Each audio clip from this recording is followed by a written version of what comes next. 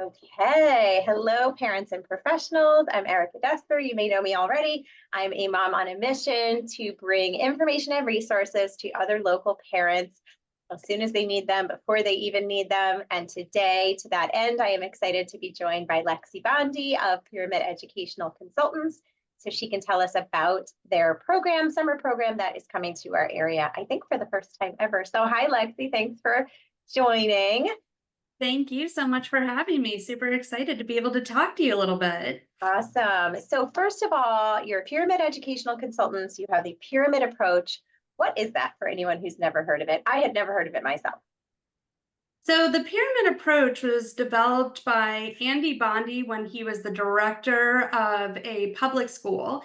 And what he was really trying to do was get it that everyone on the team, whether it's a paraprofessional, a speech pathologist, a parent, those are all part of the educational team, can really use the same framework, the same guidance to be able to ultimately ask the right questions. So where do we want to go as we're teaching our learners, and where are they right now? So instead of thinking of it as a curriculum, it's really this just overall teaching guide.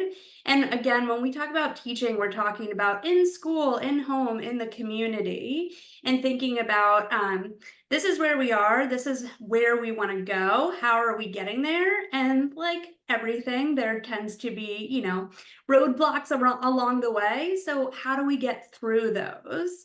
And that's really, essentially kind of what it is. It's created of these different elements. And the pyramid, we always say, you start with a strong foundation so that you can keep building up. Mhm. Got it. Yeah. Okay. And one of the main components, I think, if I'm saying that right, is the PECS system, PECS. What is PECS? Who is it for? Tell us about that. Yeah, so one of the foundational or fundamental elements of the pyramid approach is just functional communication. So whether it is speech or whether it is a picture-based system or a high-tech device, sign language, functional communication. So within that umbrella is where PECS, the picture exchange communication system, really lives. And so what PECS is, it was created again in this public school 30 plus years ago now. And it was created primarily for young kids with autism who were unsuccessful using speech as their primary way of communicating. So the goal was really to, as quickly as possible, support kids being able to tell other people about their wants, their needs, their likes, their preferences, things that they don't like, being able to protest, all of those things. And since then, since its inception, where it was primarily used with kids, 3 to 6 years old, it has been used with kids as young as 18 months and individuals as old as in their 80s with a variety of different, backgrounds, whether it was autism, CP, they had suffered a traumatic brain injury, and really anyone who needed additional support to effectively communicate. Okay, and I want to share an example here of what we're talking about. This is a visual of the PEC system. So this is for kids or adults who are not yet speaking or Yes. have stopped speaking for any number of reasons. Yeah, and even those that have limited language, one of the really cool things about PACS, and this has come through again and again in the research, but also through people's personal account, is how it supports language and supports language expansion. So sometimes, young kids or, whatever their age may be, maybe using really one word, and using PECS, we've been able to support them to say full sentences and engage in conversations. So we say that it's for individuals who have limited, no speech, or even just, may have some speech. So kids who have apraxia, they just tend to be really hard to understand. So giving them that support and helping them be able to kind of, we talk about like beating out a sentence, like tapping it out, slowing it down, and really trying to limit frustration, because it's so frustrating not being able to express yourself. And those are some of the goals. So really, it's just one of many options for AAC, augmentative alternative communication. to support someone Absolutely. who's not speaking. And what about a parent or professional who is concerned? You alluded to this, that this will maybe, well, why would they ever need to then start speaking? Like, what is the goal when one uses PECS? Do we stay there? What's the next step? Yeah, so that's really going to depend on the learner. We have, adults who have continued to use PECS into adulthood.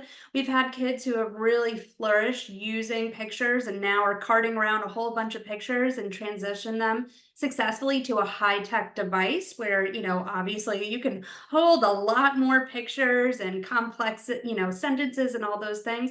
And then we've also seen, especially when we get started again with young learners, and most of the research is on kids with autism, that after a couple of months, a year, there's not really a clear time, they start to rely and only use speech. Mm. So there is nothing with any AAC, but certainly with PECS that has ever shown that it would inhibit speech and rather really supports it. And I always think of it too for some people who are struggling to talk. There may be some anxiety involved, and kind of this is like a safety net, is kind of how I sometimes think about it. So it can be that an alternative that maybe they rely on every so often, but not on a daily basis. So there's really this like very large realm as to who it can help, how it can help them, but certainly is never inhibited or made speech less likely.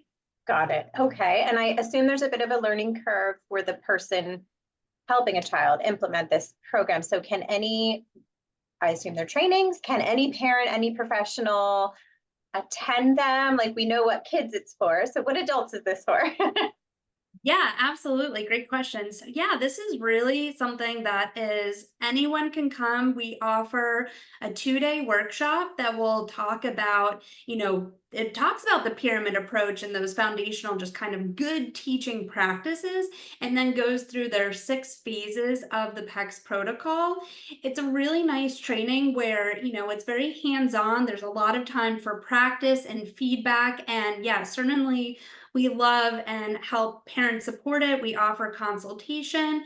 And then a part of the goal is teaching professionals to help parents be successful with implementing it themselves. But certainly everyone is welcome to our trainings. We love it when parents get their insight.